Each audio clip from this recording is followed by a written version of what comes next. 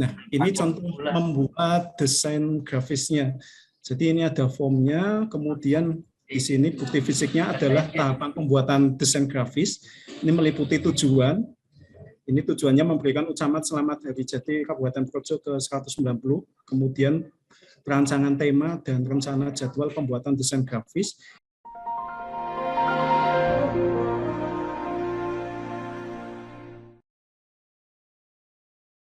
Ngajar online jadi lebih mudah pakai Teachmin, aplikasi ngajar yang mengerti kebutuhan pengajar.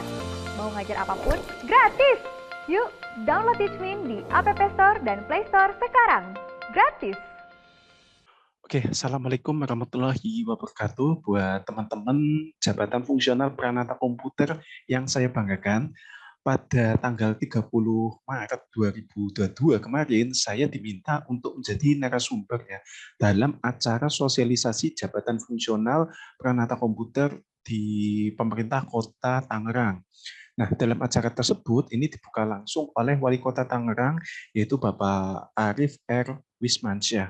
Kemudian ada 4 narasumber ya dalam acara tersebut, yaitu yang pertama adalah Bapak Hasan Asyari, SSI FE, beliau dari BPS Pusat yang membawakan materi tentang pengembangan karir Jabatan Fungsional Peranata Komputer.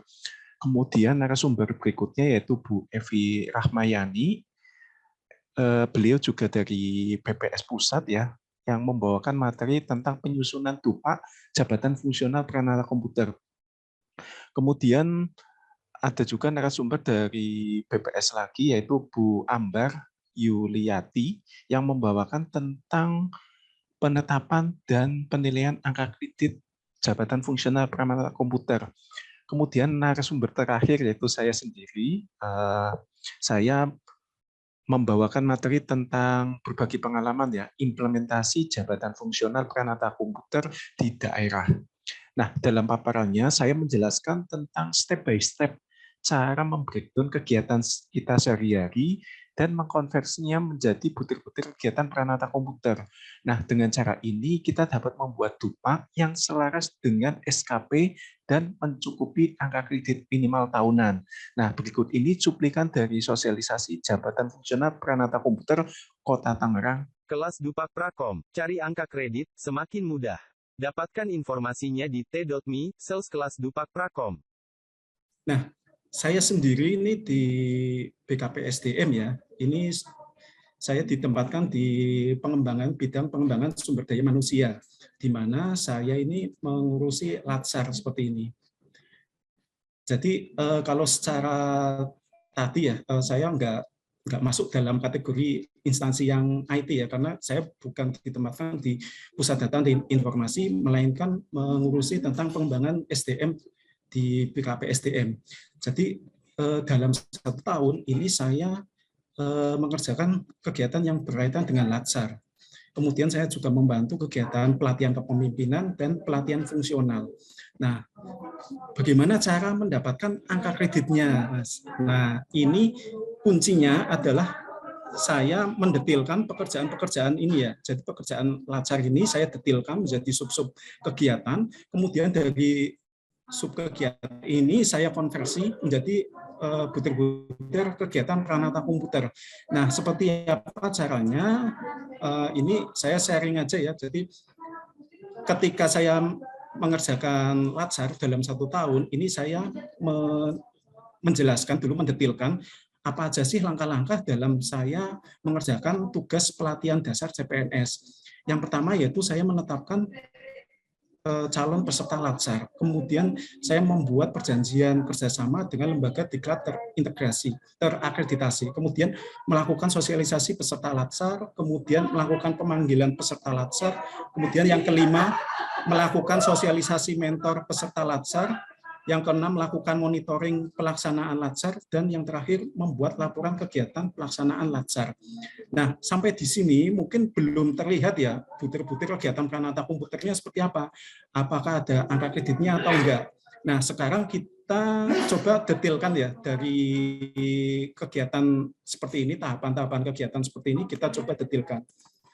Nah, di sini yang pertama adalah menetapkan calon peserta latsar. ini terdiri dari menetapkan data CPNS sebagai calon peserta latsar. Nah, sampai di sini mungkin belum kelihatan angka kreditnya di mana.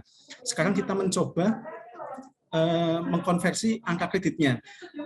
Bapak Ibu bisa lihat di sebelah kanan, ini setelah dikonversi, ini ternyata bisa menjadi angka kredit, yaitu butir kegiatan membuat query sederhana berupa data CPNS calon peserta latsar dari aplikasi Simpek.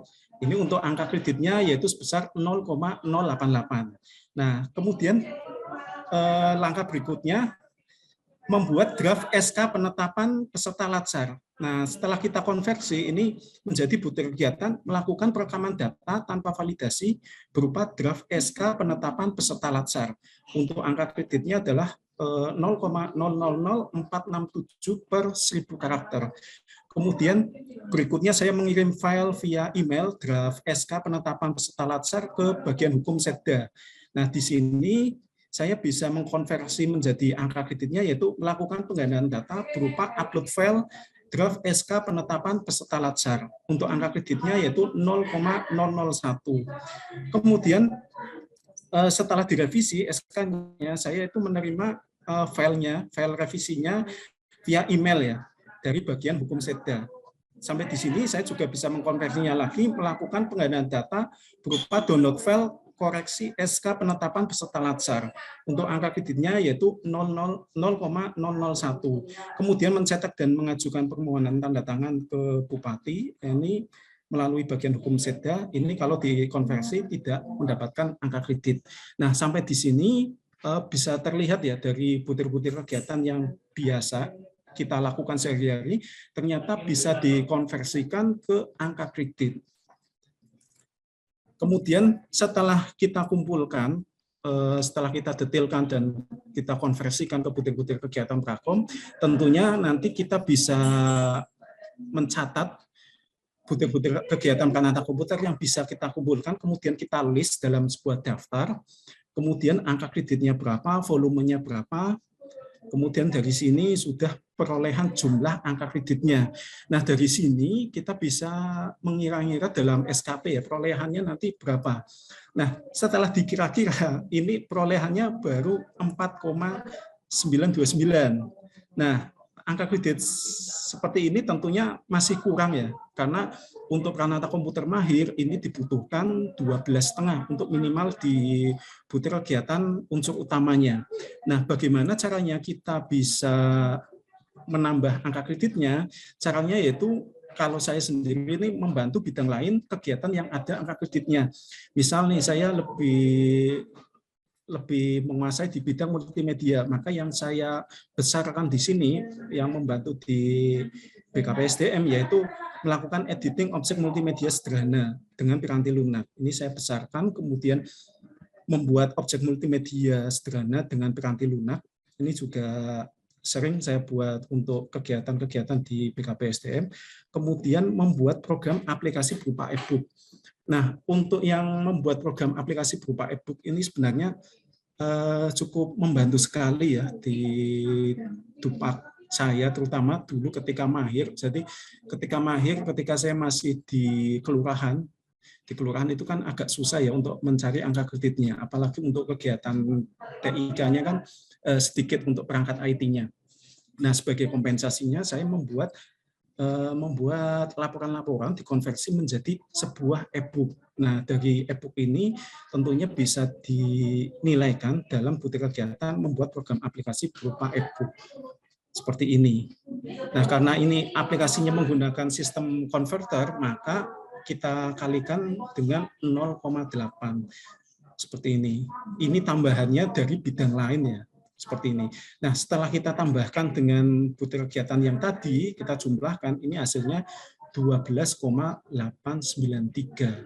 Nah, tentunya angka kredit 12,89 itu sudah mencukupi ya untuk angka kredit kita dalam angka kredit minimum. Kemudian kalau misalkan kita tambahkan lagi dengan butir kegiatan mengikuti workshop, kemudian mengikuti seminar, tentunya bisa menambah angka kredit lagi. Pak Basuki, ya. ingin tanya nih Pak, untuk misalkan kan dari yang Pak Basuki tadi paparin, itu kan ada membuat desain grafis dan melakukan editing objek multimedia sederhana dengan piranti lunak.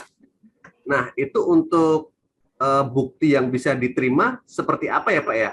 Atau menggunakan aplikasi lain untuk merekam atau seperti apa ya Pak ya? Nah, ini contoh membuat desain grafisnya. Jadi ini ada formnya, kemudian di sini bukti fisiknya adalah tahapan pembuatan desain grafis. Ini meliputi tujuan. Ini tujuannya memberikan ucapan selamat Hari Jadi Kabupaten Projo ke-190, kemudian perancangan tema dan rencana jadwal pembuatan desain grafis. Ini adalah temanya, kemudian desain grafis dirancang pada tanggal ini ya, kemudian dipublikasikan tanggal ini. Kemudian pemilihan objek seperti font, warna, dan layout. Ini contohnya seperti ini. Ini gambarnya, kemudian ada logonya. Kemudian logo Kabupaten Projo, kemudian di sini ada fontnya, font yang digunakan nama aja kita sebutkan, kemudian ukurannya berapa, kemudian warnanya itu kita tentukan, kenapa menggunakan warna itu, kita juga harus bisa menjelaskan ya unsur warna tersebut. Kemudian layoutnya dibuat mendatar atau horizontal, kemudian resolusinya berapa, kita juga jelaskan. Kemudian ini adalah proses pembuatannya menggunakan Corel ya. Ini adalah contoh screenshot-nya, kemudian ini hasil desain grafisnya. Kemudian ini soft copy-nya seperti ini. Soft copy-nya kita lampirkan dalam link Google Drive. Kemudian di sini ada tanda tangan atasan langsungnya, seperti itu. Oke, informasi aja ya bahwa kelas Tupak nantinya akan dibuka kembali setelah Lebaran, yaitu di sekitar pertengahan Mei ya. Jadi bagi teman-teman yang ingin bergabung dalam kelas Tupak, yang ingin membuat Tupak sesuai dengan butir-butir kegiatan Pranata Komputer Permenpan 32 tahun 2020 atau di Cuknis PPS nomor 2 tahun 2021, ayo silahkan gabung. Nah, dari sini teman-teman saya yakin pastinya bisa membuat Tupak dengan baik. Oke, saya tunggu di kelas Tupak ya. Wassalamualaikum warahmatullahi wabarakatuh.